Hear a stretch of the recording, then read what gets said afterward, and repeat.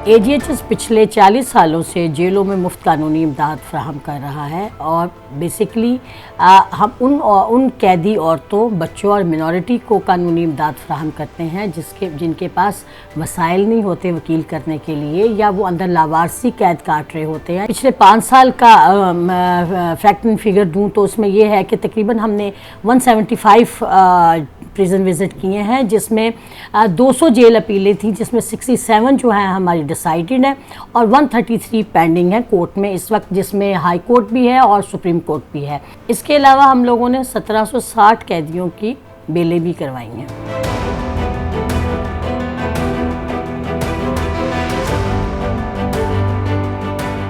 जिस वक्त ये जेल में जाती थी तो सारे कैदी ये सुन के कि आसमा जहांगीर आई हैं और उनकी टीम आई है, तो वो आके आसपास बैठ जाते थे और वो अपना केस बताते थे, बात करते थे। और क्योंकि उन्हें ये भी पता था कि ये वो खातून है जो कि उनके हक़ की बात करती है, ये उनके हकूक़ की बात करती है, ये सच की बात करती है। तो बहुत ज़्यादा कैदी जिनके पास अपने वकील भी होते थे, लेकिन वो उनके पास आके बैठते थे और अपनी बात कहते थे कि ये हमारे साथ गलत हुआ है। इसी तरह कैदी जो है अदालतों की और पुलिस की नेग्लिजेंसी बताते थे कि उन्होंने उनके केस को कैसे मिस हैंडल किया।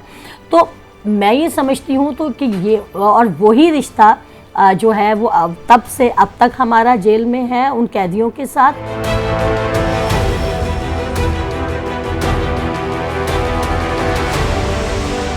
कुछ अर्सा पहले हमें पता चला, बल्कि हमें ये बात बताई गई कि जेलों में जो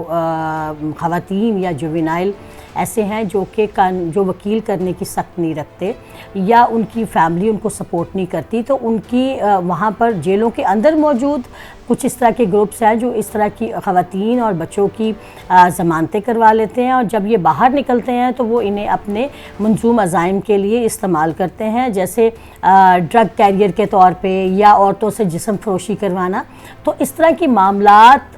चल रहे थे, हो सकता है अभी भी हों, लेकिन हमें कुछ अर्सा पहले इस बात का पता चला।